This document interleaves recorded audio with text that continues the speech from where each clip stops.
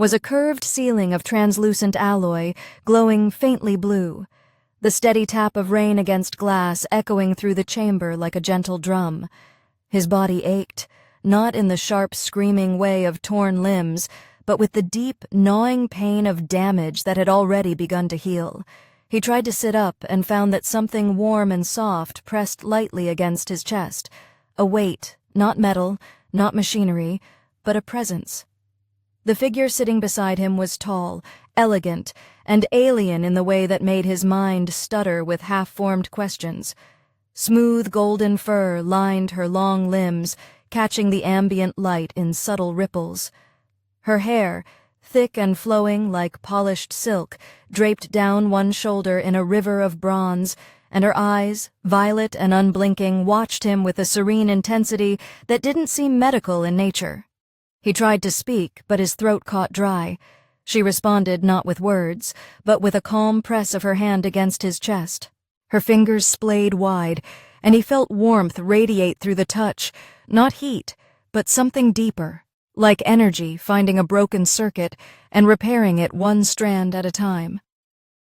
"You're in a high-altitude medbase, suspended over Carla's third forest layer," she said at last, her voice melodic and low, as if spoken more in breath than tone. "We pulled you from the wreckage 2 nights ago.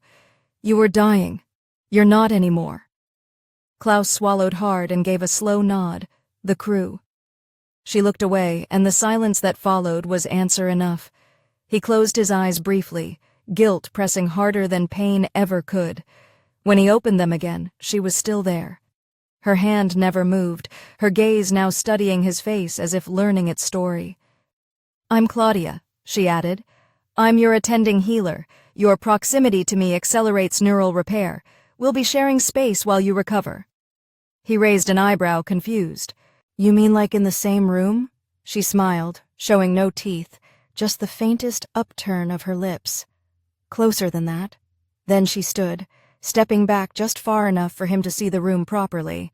Sleek panels lined the walls, softly pooling with embedded biogel tubes, and in the corner, a floating console hovered near a desk of delicate surgical tools. The chamber had no doors, only a layered privacy veil that shimmered faintly across the open arch. But what struck him most was the bed, wide enough for 2, wrapped in cushioning Mosseloff textiles and interlaced with glowing fiber lines, obviously meant for more than just solitary rest. "I don't think that's necessary," he said, uneasy. "Touch therapy, I've read about it, but—" "You don't have to believe in it," she interrupted gently, walking back toward him. "Your biology already responds to mine. I'm not asking permission for intimacy. I'm stating what will help you walk again." The words struck something in him. He wasn't a fool, and she wasn't pretending affection. There was a clinical detachment in her tone, even as her tail curled slightly behind her, glowing tip leaving a faint streak in the air like a firefly's afterimage. This wasn't seduction. It was protocol alien to him, but clearly standard for her. Still, as she settled beside him on the bed again, one leg drawn up and resting lightly against his side, he tensed. "Claudia," he said slowly, "I appreciate your help, but this closeness, it's not something I'm used to." She tilted her head. "Your people see vulnerability as weakness. Ours sees it as alignment. You're not submitting. You're surviving." Her logic was clean, unshakable. Klaus could argue with the discomfort in his chest, but not with the fact that he was breathing easier now than before she returned to his side. His headache had dulled, and his thoughts no longer came through cotton. Still, he didn't know what to make of her. Her eyes never wavered. Her voice carried no weight of pity. She was just there, unapologetically present. After a moment, she reached forward, gently unclasped one of the biogel cuffs on her wrist, and attached it to his. "You'll start to feel the alignment soon," she murmured. "Try not to resist the warmth. It's supposed to reach the bones." He opened his mouth to reply, but she was already stretching out beside him. One arm draped across his torso, her cheek pressing against his collarbone. For a few stunned moments he lay stiff as a board, unsure if he should protest or comply. But as seconds turned to minutes and her breathing evened into a steady rhythm, something inside him began to relax. Not from desire, not yet, but from the sheer calm her presence radiated. It was like she pulled tension out of him simply by existing. "I'm not used to being touched like this," he admitted quietly, almost ashamed. "You will be," she replied softly. "Or you won't. Either way you'll heal." Heine patterned harder against the glass above. Mist swirled beyond the windows, and biolights flickered through the clouds like drifting stars. He could feel her heartbeat sync with his, a slow, measured rhythm that somehow calmed the storm inside his chest more than any sedative. And despite every protest of logic, Klaus let his eyes drift shut, not out of surrender, but because, for the first time since the crash, his body didn't scream for him to fight. He didn't know what tomorrow would bring or who exactly this strange, serene creature truly was, but right now, she was the only thing tethering him to the world, and whatever happened next, he knew he wouldn't face it alone. The next time Klaus woke, the room was dimmer. The rhythmic hum of the medbay continued beneath a soft, ambient tone that reminded him of a distant heartbeat, steady, calming, unbroken. He wasn't sure how long he'd slept, but his body felt lighter, the aches dulled, his muscles less stiff. He shifted beneath the sheets, nodding the faint warmth at his side, and turned his head slightly. Claudia was still there, curled against him like a living blanket of fur and grace. Her long golden hair flowed across his chest, rising gently with his breaths, and her hand rested over his ribs, fingers twitching now and then as if responding to dreams he couldn't see. He should have been uncomfortable or awkward, or at the very least alert with suspicion, but instead he felt oddly safe. Not just physically, there was a calm that went deeper than skin, like her presence had tuned his nervous system to a different frequency. He cleared his throat lightly. Claudia stirred. Her violet eyes opened halfway, drowsy and glowing in the dimness, and she didn't move from her position. "Vitals are stronger," she murmured. "You'll be able to walk in 2 days." "That's quick," Klaus said, his voice rough but stable, almost unnatural. "It's not unnatural," she replied, her voice muffled slightly by the way her cheek pressed against him. "It's guided regeneration. Neural pathways mimic mine. When 2 bodies stay aligned long enough, repair accelerates." She shifted slightly, resting more of her weight across his abdomen. "You didn't fight the link this time. That helped." Klaus didn't respond right away. He looked up at the curved ceiling, watching the faint silhouette of clouds moving past the translucent panels. A slow drizzle tapped the glass with hypnotic rhythm. His thoughts were beginning to collect into order again, but that brought with them the questions he'd left scattered in the fog of recovery. "Why did you do this?" he asked finally. "Why take in a stranger? I could have been a threat." "You were," she said simply. "You had a weapon holstered even while unconscious. You twitched every time I moved near you. Your heart rate spiked when I pressed against your chest, but I've treated worse." Her honesty struck him harder than any accusation, "So you just took the risk." "It's not about risk. It's about balance. You came here broken, afraid, angry. Most patients are. That doesn't mean they deserve to stay that way." She finally sat up, her long limbs folding as she rested beside him, one knee pulled close to her chest. "We don't just heal bones here, Klaus. We quiet storms." He eyed her carefully now, truly seeing her beyond her alien beauty. There was discipline behind her calm, training behind her stillness, and something deeper, something wounded, maybe even guarded. He remembered the scars he'd glimpsed last night, barely visible beneath her fur, the kind no therapy beads could erase. "You were a soldier once," he said. "Not a question." Claudia's gaze flicked toward him, steady and unreadable. Everyone in my generation was. "The war conscripted by bloodline. Either you served or you were cast out. I served."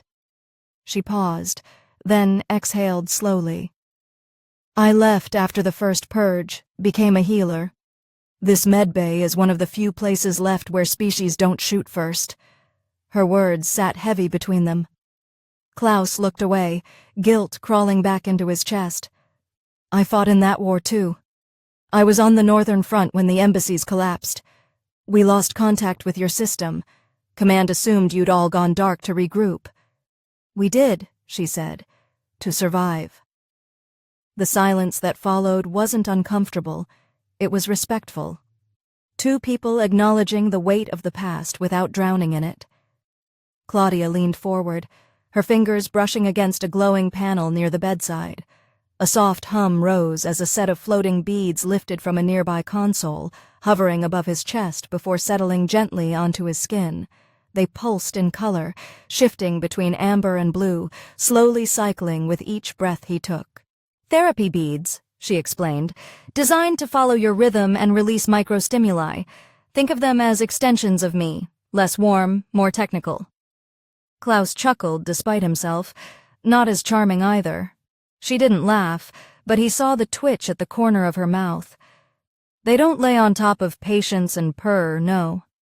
He tilted his head. Purr, you were purring. Unintentional, she admitted. It's an autonomic response when close contact occurs with someone who's sinking positively. I don't control it. It's like you don't control the way your pupils dilated when I touched your collarbone. That stopped him. You noticed that. I notice everything. It's part of the job. He wasn't sure whether to be embarrassed or impressed. Instead, he shifted the beads, adjusting with him. So what now? I can't stay here forever. You have two options, Claudia said. Heal, then leave quietly, or stay long enough to understand why someone wanted your ship down in the first place. That caught him off guard. You think it wasn't just mechanical failure. Your black box data was clean. Too clean. That ship didn't crash, it was redirected. The beacon was overridden mid-flight right before entry. Klaus stiffened, adrenaline creeping back into his veins. Someone sabotaged the signal. Someone tried to kill you. His mind raced, pieces of the last mission falling into place. The odd cargo reroute, the missing tech manifest, the silent comms right before descent. He thought he'd been delivering medical supplies, but he'd never seen the crates opened. He cursed it under his breath. If they knew I survived. They don't, Claudia cut in. The medbay is shielded. We blocked your signal the moment we pulled your pod. Then I'm a ghost right now, he muttered. Dead on record. She nodded, which gives you a choice. Stay dead and disappear, or use that to find who buried you. Klaus looked at her, really looked, and for the first time saw the strange alignment between them, not just as physical or medical, but strategic. She wasn't just healing him.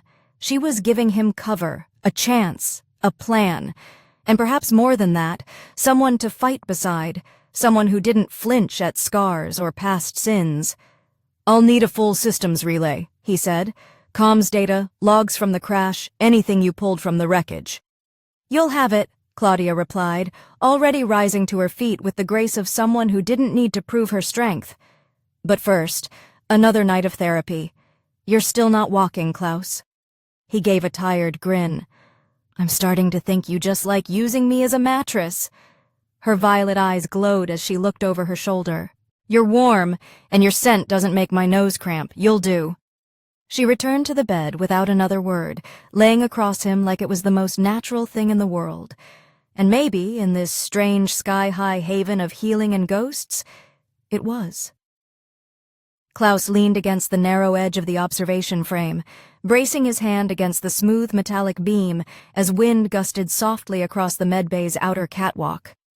A warm pulse flickered under his skin where the therapy beads had clung earlier, and while his body still ached, he could stand. It was progress, real, tangible progress. Claudia stood a few meters away, speaking quietly into a comms orb that hovered near her shoulder, issuing instructions to one of the lower canopy units that had just dropped off a stretcher of incoming wounded. From the corner of his eye, Klaus watched as she adjusted one of her biogel cuffs, the fluid within responding to her touch like living ink. She moved with the calm of someone who had seen the worst of war and learned not to waste time flinching. Even in a place designed for healing, conflict had found its way in. He turned his gaze to the newcomers.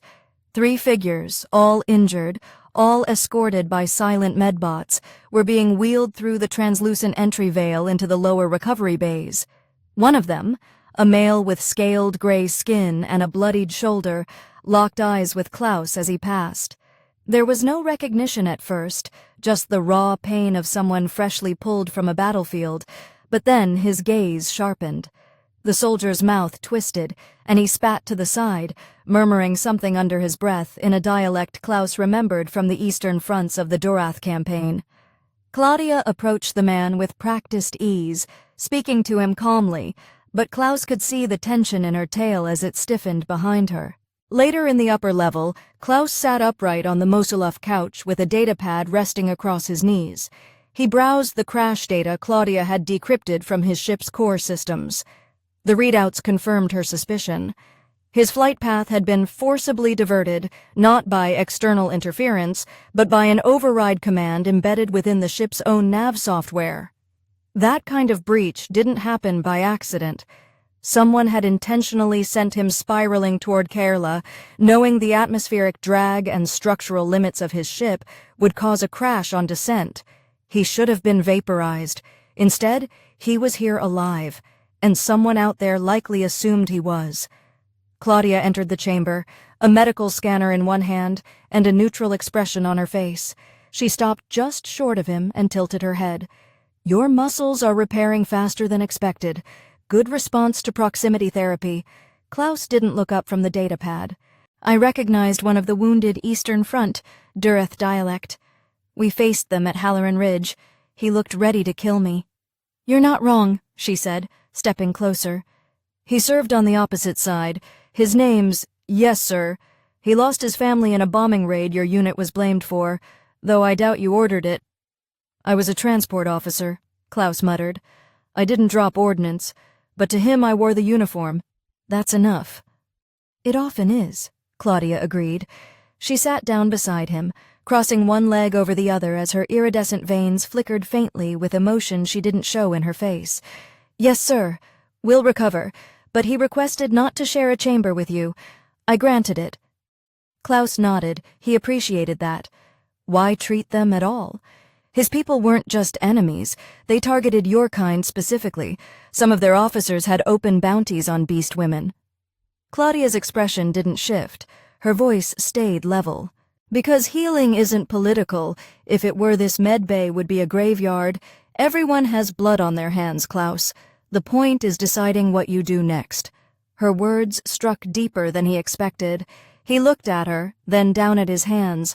They didn't shake like before, didn't twitch with the tremors of injury or shock. The therapy was working, yes, but something else was changing too. Maybe her influence, maybe just the stillness of this strange floating sanctuary above the chaos of the galaxy. "I used to believe in orders," he said after a long pause. "Chain of command, structure, but the way they sent me out, no mission briefing, no contact. And now I find a detour command laced into my own ship's nav system." He met her eyes, steady now. "They wanted me gone." She reached out and placed her hand over his, warm and firm. "You're not gone. You're here, and you're not done." He wanted to ask what she meant, but their moment was interrupted by a low chime, an alert from the diagnostics console. Claudia stood and crossed the room in 2 fluid strides, scanning the readout. "Another emergency inbound," she said. "Small transport pod, crashed in the Southern Valley, non-lethal vitals, 1 passenger." Clough stood as well, a little slower, still stiff but determined. "You going out there?" "I have to. The terrain is unstable near the ridge. Our retrieval bots won't make it through the dense canopy." "I'm coming with you." Claudia turned to face him. "You're still recovering." "I can walk," Clough replied. "And you just said I'm not done. Maybe this is part of that." For a moment she said nothing, then she gave a subtle nod. "Gear up. I'm leaving in 10. They descended via a glider capsule, a silent, circular disc that hovered just beneath the medbay structure. As the wind rushed around them and the clouds parted to reveal the lush expanse of Chirella's forest below, Clough felt something stir inside him, a strange mix of adrenaline and clarity. The medbay had protected him, but now he was stepping back into the unknown, and this time he wasn't alone. Claudia stood beside him, tail flicking slightly as she monitored their descent. Her presence wasn't just comforting, it was grounding. They were bonded now in ways he was only beginning to understand. When the capsule touched down and the mist curled around their boots, Claudia led the way with sure steps through the undergrowth. Clough followed, scanning the treetops and watching for movement. They reached the crash site within minutes. A small transport pod, cracked and steaming, lay half buried against a slope. The hatch was half open, and inside was a human, a woman strapped into a seat with a fractured leg and a datapad clutched tight in her hand. Clough froze as he recognized her face. Lieutenant Mary, a comms analyst from his command unit, one of the few who had known about his route, one of the few who might have had access to the override protocols. Claudia didn't know her, but Clough did, and now all the pieces began to shift into place. Someone had tried to kill him, and the woman who might have helped set the trap had come crashing into his sanctuary. But why? To finish the job or to confess? Either way, the answers had just fallen from the sky. Now stood motionless at the edge of the wreckage, staring at the crumpled escape pod with clenched fists and a gut twisting too tightly to ignore. Lieutenant Mary's eyes, glazed with pain but still sharp with recognition, locked onto him the moment her head turned. Her lips parted slightly, as if unsure whether to speak his name or bite it off. For a second, the tension between them swallowed the mist around them, and the sound of the alien forest faded beneath the weight of everything unsaid. She looked older than he remembered, the kind of age that came not from years but from secrets carried too long. Her hair was matted with sweat and dirt, her uniform singed at the sleeve, but her grip on the datapad remained firm, knuckles white as bone. Claudia stepped forward first, professional and composed, kneeling to check Mary's injuries. "Compound fracture," she muttered. "Not recent. She's been down here for hours." She turned her head just enough to glance at Klaus. Her system beacon was deactivated. She didn't want to be found. Mary flinched when Claudia touched her leg, but she kept her eyes on Klaus. "Didn't expect to see you alive," she said, her voice thin and bitter. "They said you wouldn't survive the descent." Klaus didn't move, didn't speak right away. He studied her, weighing each breath she took, each twitch of her brow. "And you just happened to crash nearby?" Her lips curled into something between a grimace and a smirk. "Not exactly. My orders changed when the command center found out you hadn't died. They didn't know who saved you, but a rogue healer station flagged something odd in the orbital scans. I was told to confirm the anomaly and report back." She shifted slightly, teeth gritted against the pain. "They never planned on me making it out either." Claudia said nothing as she continued to stabilize Mary's leg with smooth, practiced motions, but Klaus could feel her tail stiffen, coiling near the base of her boots. It wasn't fear, it was alertness. She'd seen enough battlefield lies to know when someone was telling a version of the truth rather than the whole thing. He stepped closer, arms crossed. "So they sent you to check if I was really dead, then planned to silence you too. Why?" "I didn't see that was so dangerous." Mary's expression flickered, regret, maybe even guilt, but she swallowed it. "You were transporting a crate they didn't want opened. You weren't supposed to question the route, but you always ask questions, Klaus. Even when you don't realize it, you see things that matter, and that crate wasn't medical supplies. It was a prototype. Bioweapons, nanotech-based, untested. Too risky for central clearance. They were moving it under the radar. Someone knew you start digging eventually, so they redirected your flight and made sure no recovery signal went out." Klaus's jaw tightened. He thought back to the loading dock, the sealed manifests, the way his terminal had gone blank right before takeoff. "I trusted them. I never opened a crate without orders, but they couldn't even risk me suspecting." "Because you're not like the others," Mary said, her voice softer now. "You've got a record. People respect your word. If you reported that shipment as unauthorized, investigations would follow. They didn't need a hero. They needed silence. Claudia finished applying the last of the pressure band and rose to her feet, wiping her hands calmly on a cloth pulled from one of her belt pouches. "We need to move her before the storm rolls in. This area floods in under an hour." Klaus nodded but didn't move yet. He stared at Mary a moment longer. "So now what? You came here to report back, but you failed. You've got a broken leg and no beacon. That data pad is probably the only link you've got left to your chain of command." Mary held the pad tighter. "I wasn't planning to return, Klaus.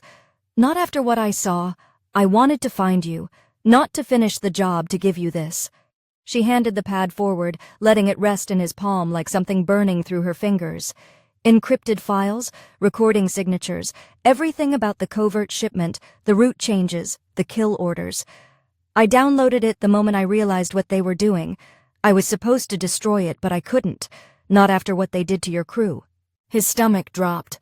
He'd held it together up until that moment, pushing the memory of their faces to the back of his mind, the way soldiers learn to survive. But hearing it spoken, confirmation that they'd been sacrificed not by the enemy, but by their own people, lit something cold and furious inside him. He turned toward Claudia, voice low. "We need to get her back, and then I need a terminal capable of cracking this encryption." "You'll have it," Claudia replied immediately. "And she'll have a bed, but be warned what's on that pad could turn you into a hunted man." "I already am," Klaus muttered. "This just makes it official." Together they lifted Mary carefully into a hover stretcher. Claudia adjusted the stabilizers as Klaus secured the data pad inside a sealed compartment of his jacket. As they began their ascent toward the medbay, mist rising around them and the hum of the capsule cutting softly through the air, he didn't speak again. Mary drifted in and out of consciousness, her pain dulled by Claudia's temporary nerve depressants. Klaus kept one hand on the rail, the other over his chest, where the data pad pressed close to his heart. He wasn't sure what he was about to uncover, but the road ahead was no longer one of recovery. It was war, silent and hidden, fought in shadows and carried by whispers.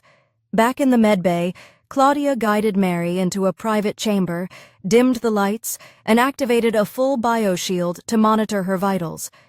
He didn't ask for thanks, didn't comment on the danger Mary brought. She simply did her job with the quiet focus of someone who had long since stopped trying to be surprised by betrayal. Klaus, meanwhile, sat in the diagnostics bay alone, the data pad unlocked beside him, lines of encrypted data running like blood down the screen. Claudia appeared behind him a moment later, her hand resting on the back of his chair. "You don't have to do this tonight," she said quietly. "You're still healing." He glanced up at her, and for a second there was something softer in his face, less soldier, more man. "They already took enough from me, Claudia. I'm not letting them rewrite what's left." Her tail brushed lightly against his leg, a comforting gesture, not possessive, not controlling, just there, solid, present. "Then I'll stay," she said, "until the end of this, whatever it is." Klaus didn't answer, but he didn't need to. Her presence was enough. Together they turned to the screen, the rain tapping gently above them, a world suspended in mist and danger, and in the flicker of digital shadows the first secrets began to unravel. The datapad's decryption process unfolded like peeling skin from a wound, slow, deliberate, and revealing things no one was meant to see. Klaus sat hunched forward, elbows on his knees, fingers steepled under his chin, as lines of command logs, backdoor authorizations, and routing protocols spilled across the screen in organized betrayal. Claudia stood nearby with her arms folded, watching in silence, her violet eyes narrowing slightly each time a new name or code designation appeared. The further the data unraveled, the more the lies bled into clarity. His mission had never been medical relief.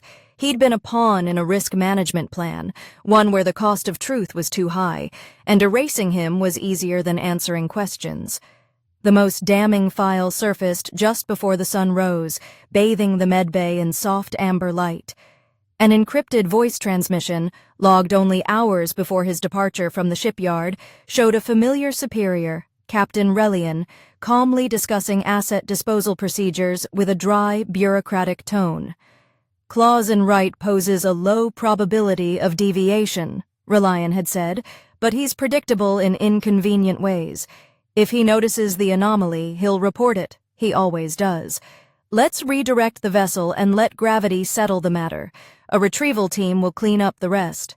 Klaus leaned back in his chair, eyes fixed on the screen, rage and disbelief knotted tight in his chest. He had respected Reliant, trusted him. The man had pinned his promotion bars himself. Now he heard that same voice talking about him like a logistical error to be managed. Claudia didn't speak, but her tail flicked sharply to the side, a rare crack in her composure. She walked behind Klaus and gently placed a hand on his shoulder, not as a healer, but as someone who knew the burn of betrayal too well to offer empty comfort. "I need a line out," Klaus said, his voice low and controlled. "Secure. Mask through your satellite mesh. I want to broadcast this to every independent channel in the sector before they find a way to scrub it." Claudia hesitated, then nodded. "You'll have it, but once it's out, you'll be hunted openly." "I already am," Klaus muttered, repeating the truth he was learning to wear like armor. "I'm not hiding anymore." He spent the next 2 hours preparing the message, stripping the files of identifiers that would endanger Mary or implicate anyone outside command. Claudia set up a deep channel node using the medbay's emergency relay and several signal bouncers woven through atmospheric drones. When the transmission finally went out, it carried not only the raw data, but a statement from Klaus himself, simple, direct, and damning. He gave dates, facts, names. He called for an inquiry knowing full well no official body would answer, but the people would hear it, the fleets would talk, the silence would be broken.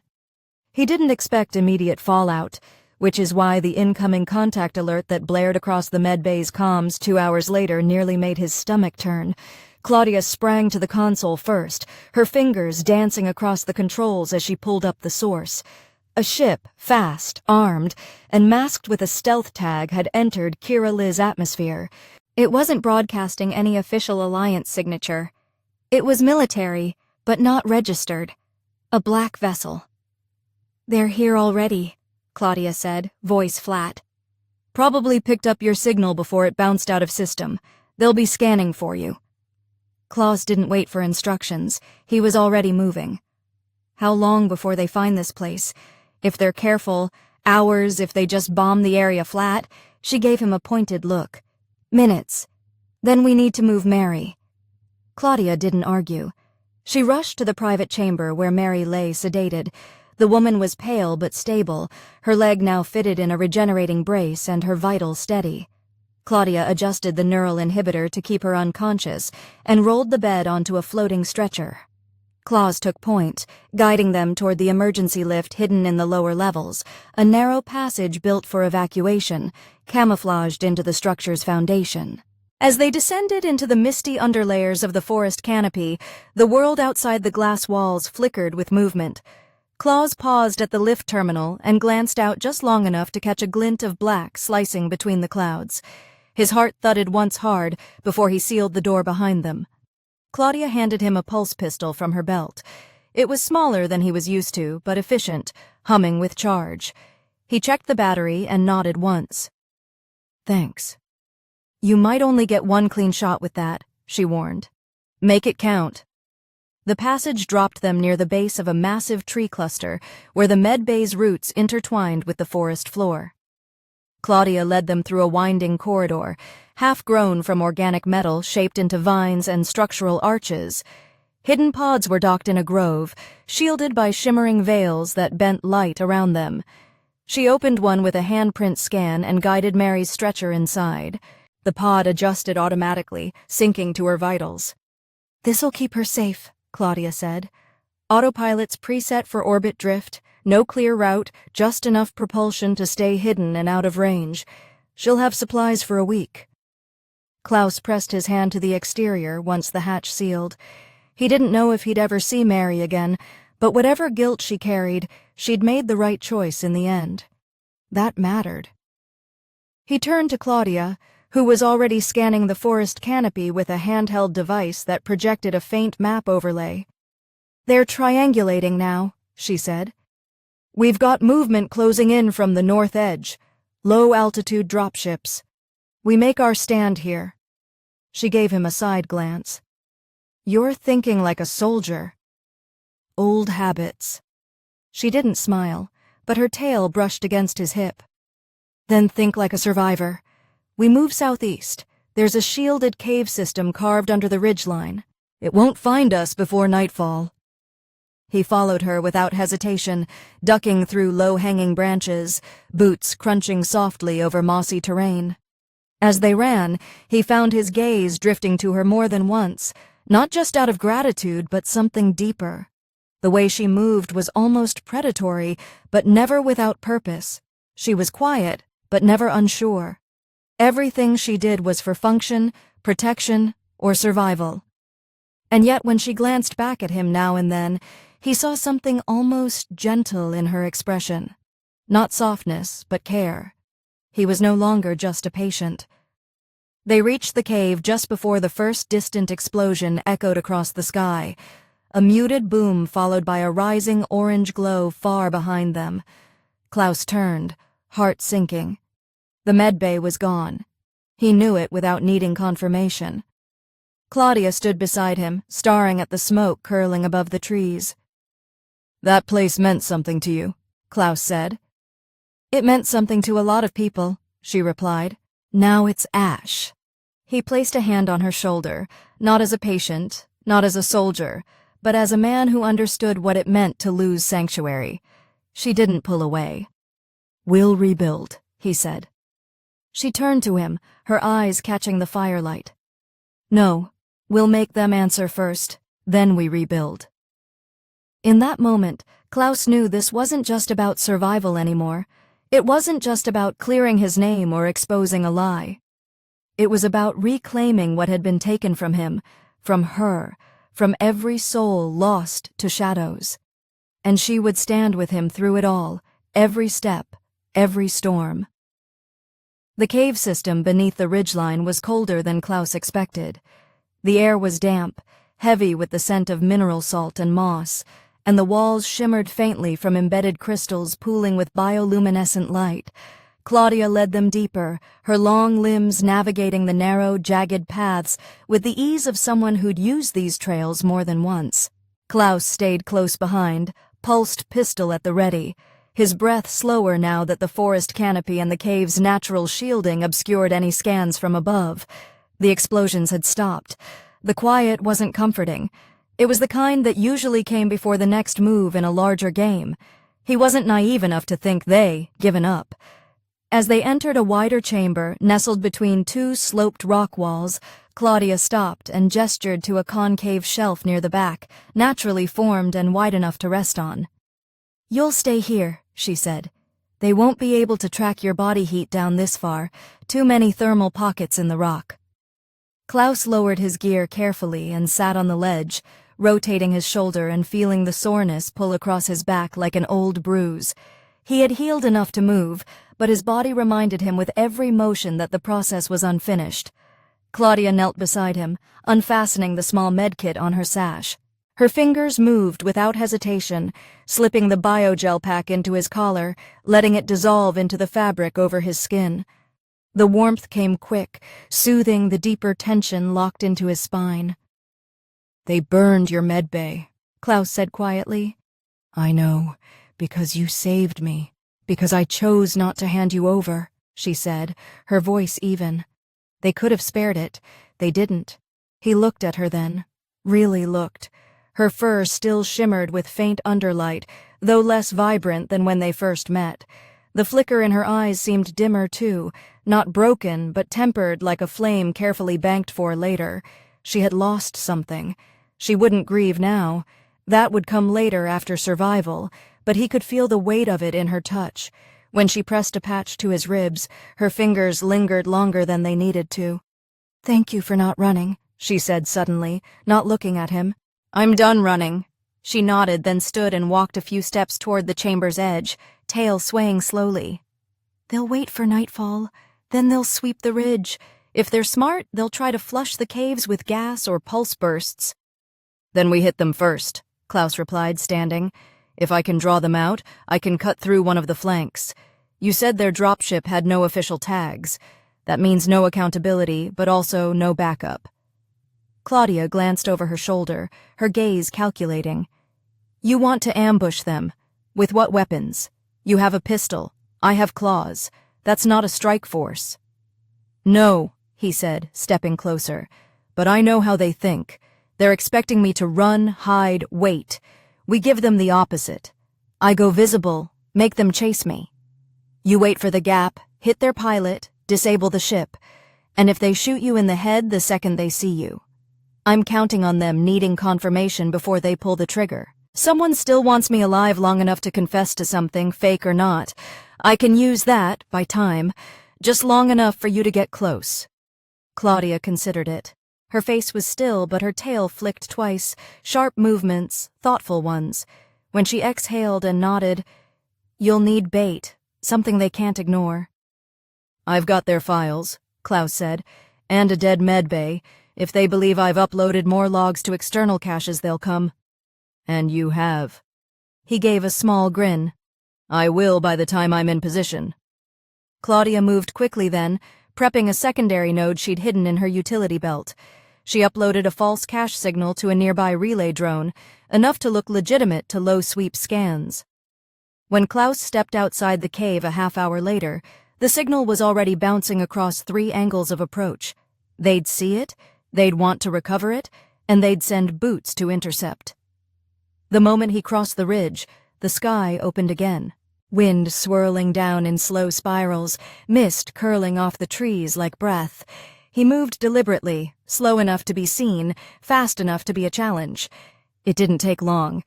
The first shot rang out behind him, not aimed to kill but to herd. He ducked low and ran hard toward the clearing ahead. The terrain sloped unevenly, roots and jagged rocks jutting up like bone. The ship's silhouette came into view, sleek and ugly, its wings folded tight against the ridge. A figure waited outside it, armed, helmeted, armored. Klaus didn't hesitate. He raised the pistol and fired once, not at the guard but at the scanner tower above the ship. It exploded in a shower of sparks, distracting the sentry long enough for Claudia to appear. She came from the tree line like smoke, fast, silent, low. Her tail lashed once, catching the soldier's weapon, and before he could react, she was on him. No growl, no scream, just efficiency. Her claws slid under the helmet's edge and pressed a nerve cluster that dropped him instantly. She dragged him behind the wing as Klaus reached her. They'll see he's down in 30 seconds, she said. We need the ship offline. Klaus jumped into the hatch, bypassed the interior controls using override tricks he learned years ago, and yanked the power couplings from their housing. The ship dimmed. No lift, no comms, no chase. They were blind. When they emerged, Claudia glanced toward the ridge. They'll fall back now, regroup. This buys us an hour.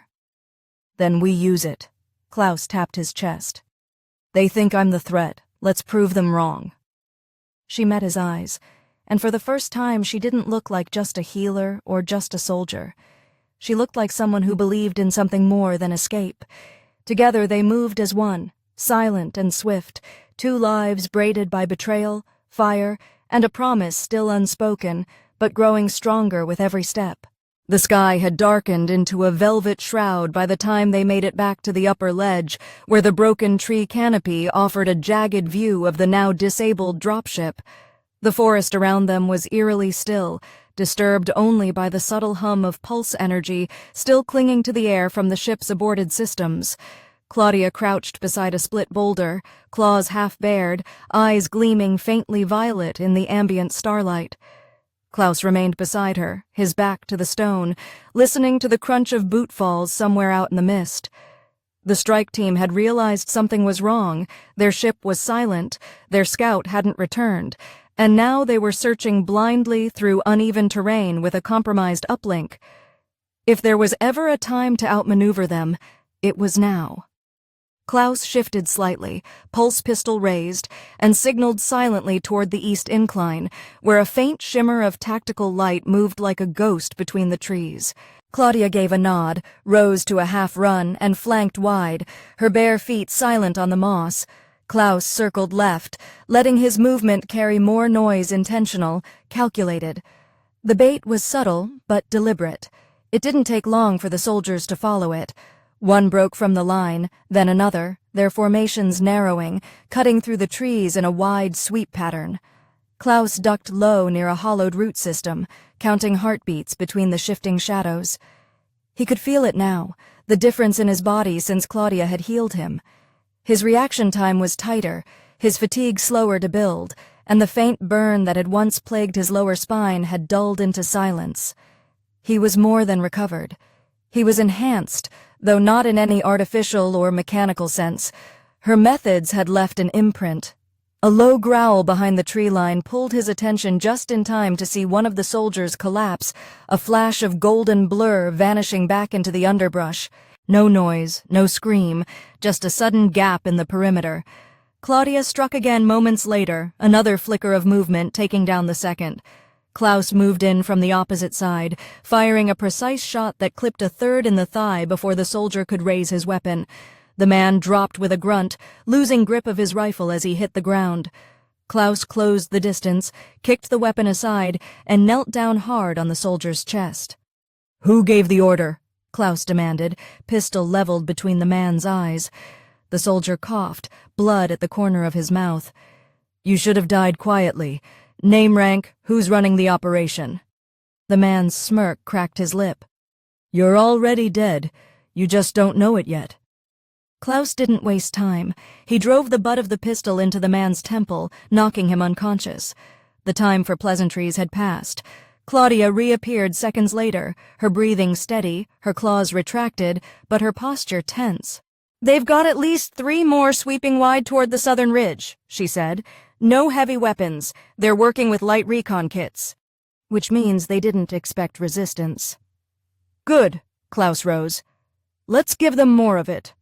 They moved fast, keeping low, weaving between roots and jagged stone, using every natural shadow to their advantage. The terrain wasn't suited for speed, but it was perfect for ambushes. Klaus set 2 directional charges salvaged from the downed ship's locker, small enough to avoid detection, powerful enough to send a message. By the time they looped around to the other side of the ridge, one of the soldiers had triggered the first charge. The explosion wasn't lethal, but the fireball that lit up the forest sent the rest of the unit into full retreat posture. Klaus and Claudia didn't follow immediately. Instead, they slipped back toward the disabled ship, re-entering it through the side hatch. Inside the cockpit was dark but intact.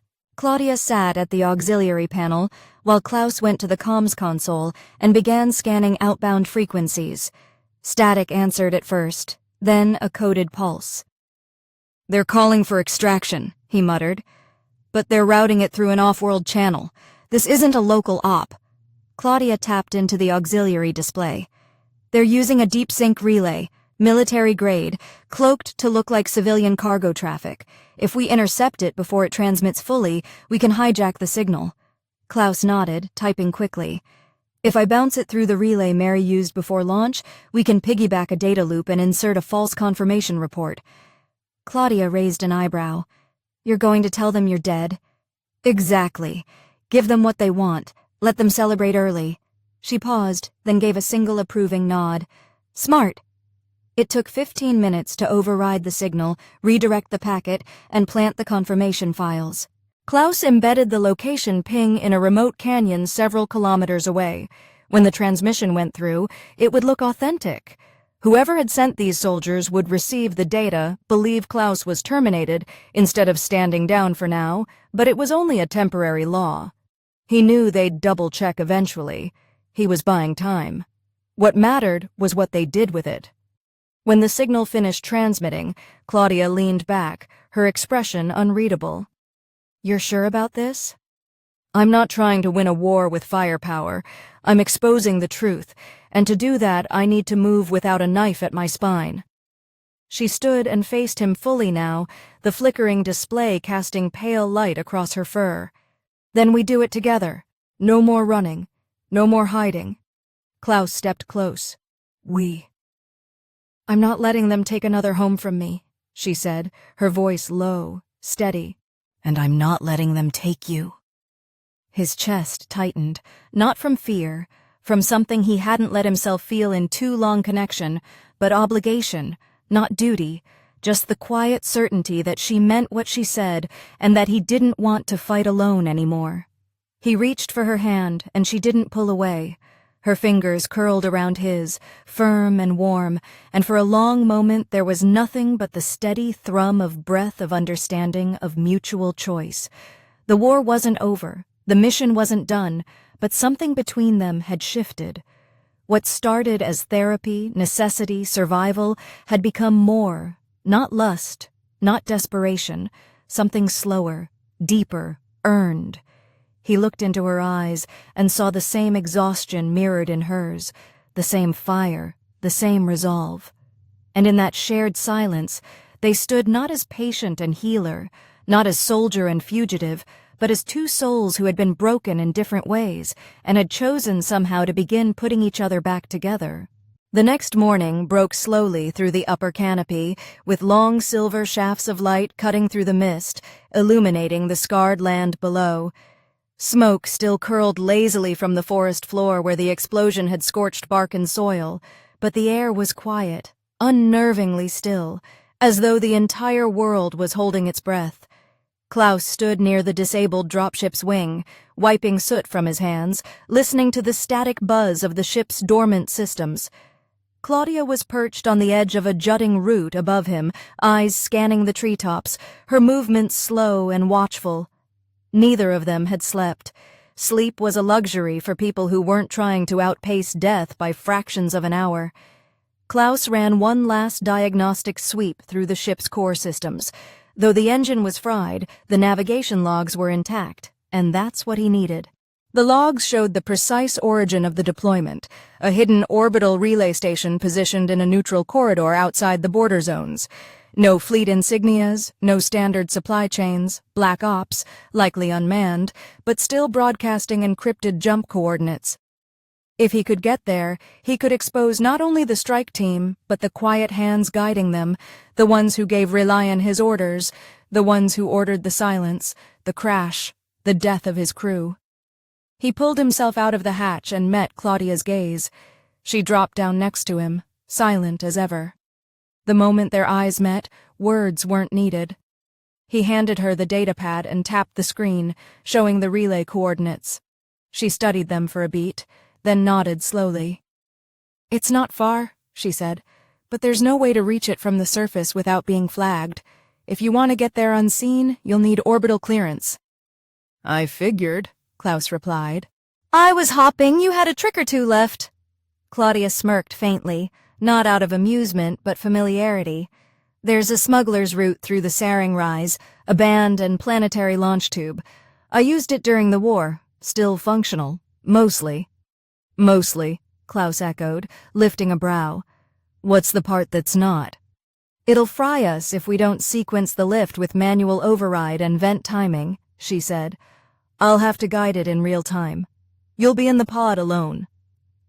Klaus didn't like it. He didn't like leaving her behind even for a minute. She had saved him, risked everything for him, stood beside him when the medbay burned. Now she was offering to stay grounded while he jumped alone into whatever waited in orbit.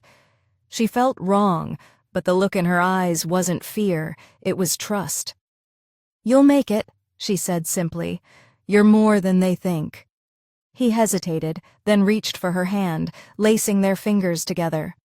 "When I come back, we do this differently. No running, no hiding, just us." Claudia tilted her head, tail curling lightly at his side.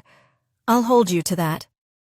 They worked in silence for the next hour, gathering what they could from the remains of the ship and the forest cache Claudia had hidden years ago. Extra nutrient packs, thermal grenades, a portable interface node. The launch tube was half a day's walk, buried beneath an overgrown plateau covered in thorn vines and moss-joked stone. They reached it by dusk, slipping through the narrow crevices of rock and finding the old maintenance hatch buried beneath 3 meters of collapsed debris. Claudia cleared it with controlled bursts from a heat emitter she'd kept hidden beneath her armor.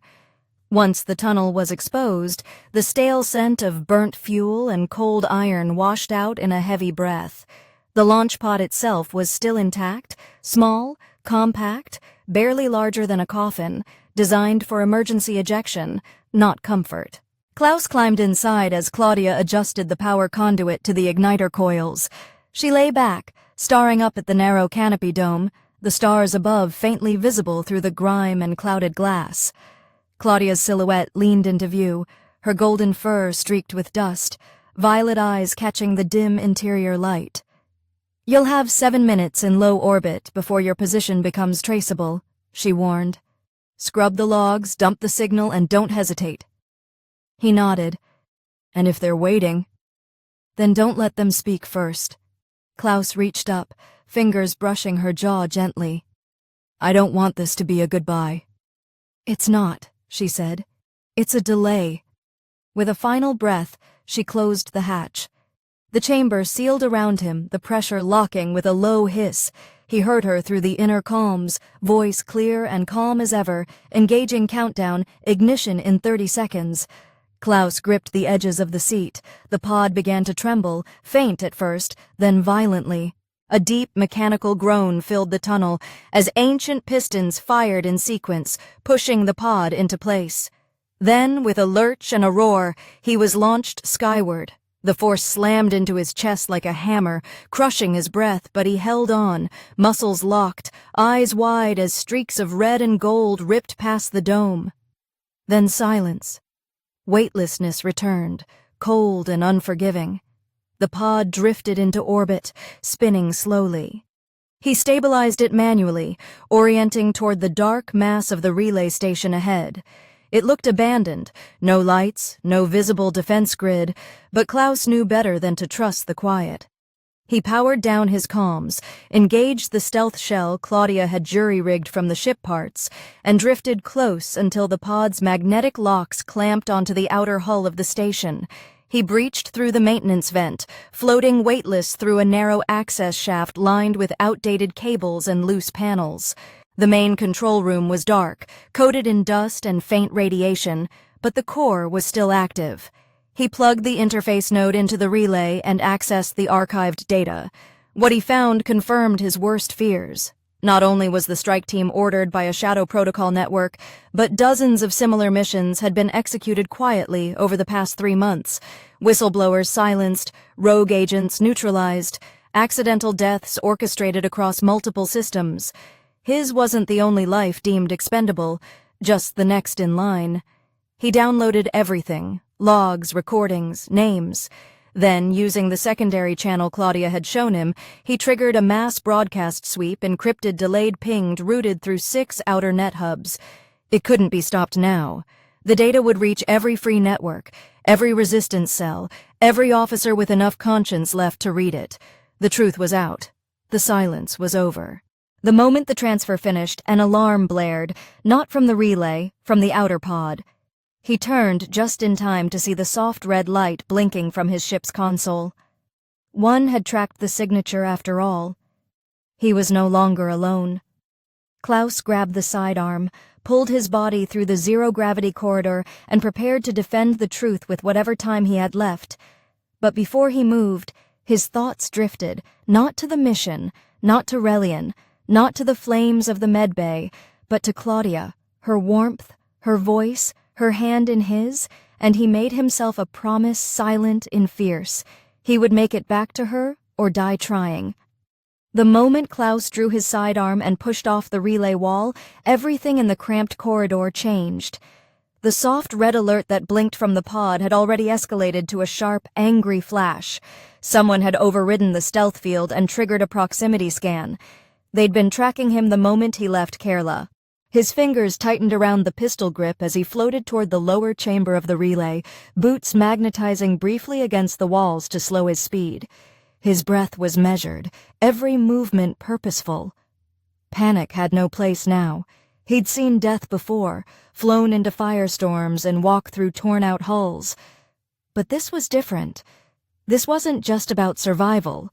This was about making it back to the woman who had wrapped herself across his chest like armor and warmth in one, and refusing to let this be the end. The breach came fast. The outer hull hissed and warped as a boarding bolt slammed into it, and the sound reverberated through the metal like a pulse of thunder. Klaus ducked behind a fuse pillar as the first plasma cutter began to draw a slow red line across the relay's vented wall.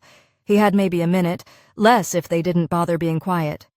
He reached into the pouch on his belt, pulled out a small disc the size of his palm, and pressed it to the control hub beside him. Claudia's failsafe, built from scrap parts in one of her biogel regulators.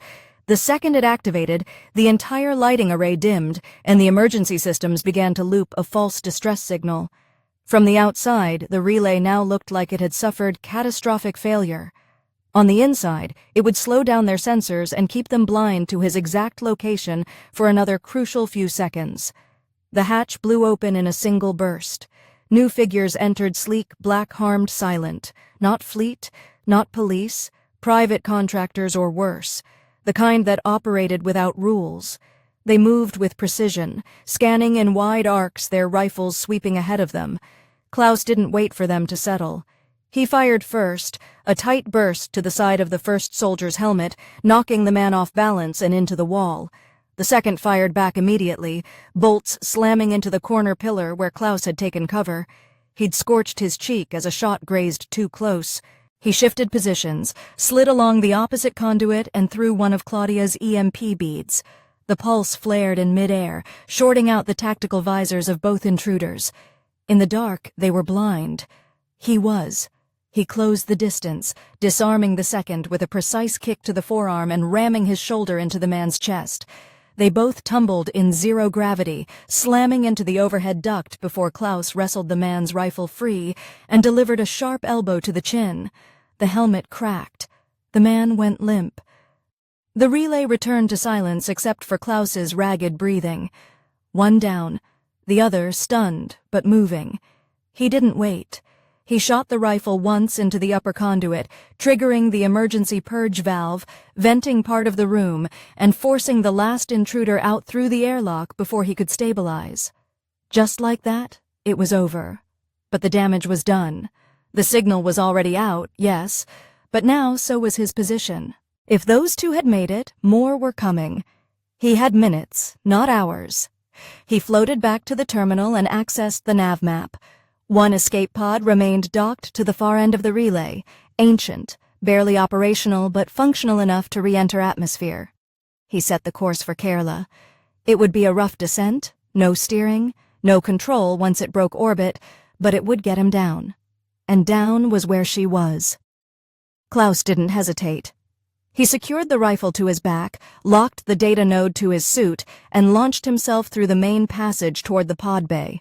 The moment he slammed the hatch closed, he started the manual ignition. The pod coughed to life with a grumble that sounded more like a death rattle than an engine, but it fired. He strapped himself in, braced his arms and grit his teeth as the small capsule began its furious descent. Re-entry was fire. The pod rattled like it would tear apart around him, every joint screaming under pressure. Flames licked the outer shell as Kerala's atmosphere consumed them. The shaking was violent enough to make vision blur and muscles strain. But he held fast. He focused on her voice in his mind, the feeling of her body draped across his, the softness in her breath when she said, "You'll do."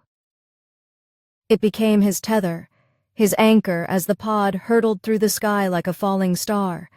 When the crash came, it wasn't subtle.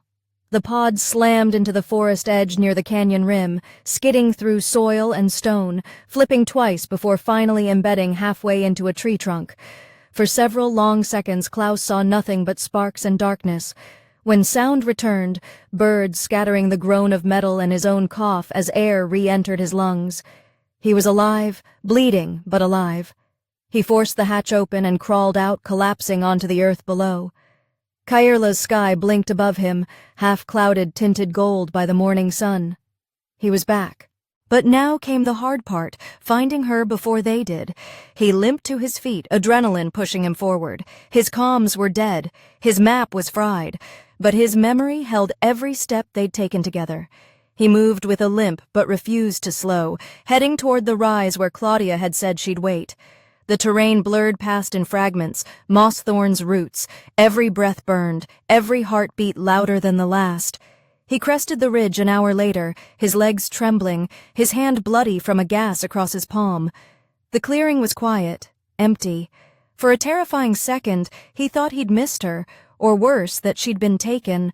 But then he saw the flicker of movement, slight, graceful, and her form emerged from the edge of the cliffside, carrying a pulse bow in one hand and dragging a fallen drone with the other. Her eyes locked onto him, widened with shock, and she dropped everything as she ran. He didn't have words when she caught him. He just collapsed into her arms, the pain finally catching up to him now that the mission was done. Claudia cradled his wrapping tight around his leg like she'd never let go again.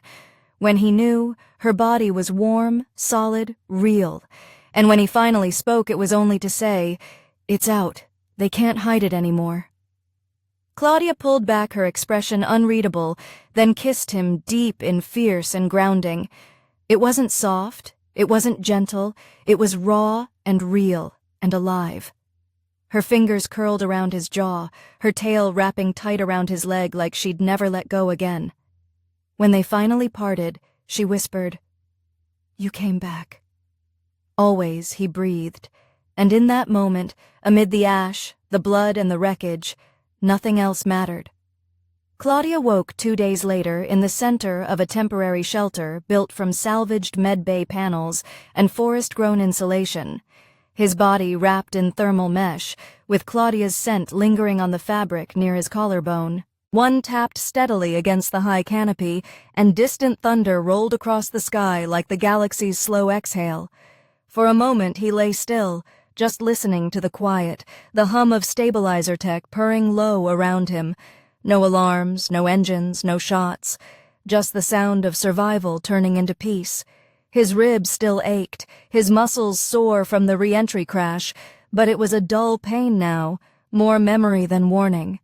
Behind him, Claudia sat perched near a low-power unit, carefully adjusting a relay beacon crafted from the remnants of the strike team's drone. Her expression was calm, focused, and there was a small curl to her mouth that told him she'd known he was watching the whole time. He sat up slowly, and she turned without surprise, meeting his gaze with eyes that no longer held just intensity, but something softer now, something quieter. Trust. She rose, walked over, and pressed a palm gently to his chest as if rechecking his heartbeat herself. When her hand lingered, he covered it with his own, holding it there. "It's done," she said. The data burst, hit every network node within range. Independent systems are flooding with it. Military oversight councils have already opened inquiries. Relion's name was broadcast 3 times in under an hour. He's not hiding behind silence anymore. Klaus nodded, jaw tight in the Black Sate relay. Shut down. The storm took out the last signal boost, no one salvaging it now. He leaned his forehead briefly against hers, their breath sinking. And us. She didn't flinch. We're still here.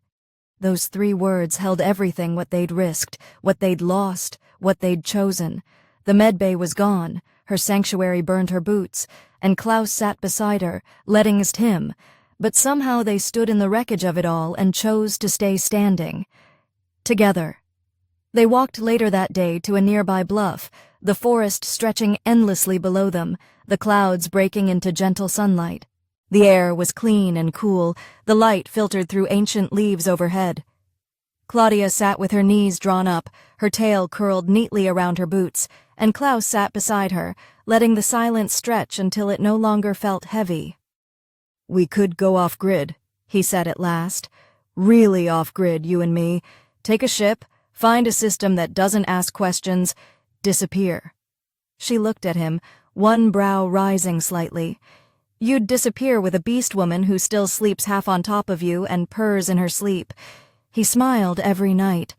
There was warmth simple. With you, yes, he never let anyone else hear. "There's a place," she said. "West Quadrant. Talaris system. Old resistance network turned into a neutral zone. No government, just trade. They owe me a favor. We could set up there, Quiet life, maybe even a proper clinic, not thatched together from jungle scraps. He glanced at her, and you'd want that. Her answer was simple. With you, yes. The wind blew gently between them, lifting her hair and brushing it across his shoulder. She didn't move it, didn't need to. He leaned closer, brushing his lips against her temple, then lower, until her mouth met his again. This time it wasn't fierce or urgent. It was slow, deliberate, two people who had earned the right to be still, to stop running, to want. That night, back inside the shelter, she crawled into the cot beside him like she had the first time, graceful, firm, and unapologetic. She didn't ask, she never did. She just rested her weight across his chest, her hand over his heart, her tail draped across his thigh like a living promise. He wrapped his arms around her, drawing her closer, their bodies fitting together in a way that felt less like comfort and more like belonging. He spoke softly, only once, as the sound of the forest returned to its quiet rhythm. I never believed I could trust anyone this much again. Her voice, low against his neck, answered without hesitation. That's because no one ever gave you a reason. He tightened his hold. You did. And in that stillness they remained, two survivors, two fugitives no longer fleeing, healed not by time or technology, but by the presence of one another. There were no more transmissions to send, no more missions to complete, no more ranks or orders or lies to uncover. Only a future they would now build with their own hands. Not because they were owed one, but because they had chosen each other. Because even in a galaxy that had tried to silence them both, they had found something louder, something lasting. Love, and that was enough.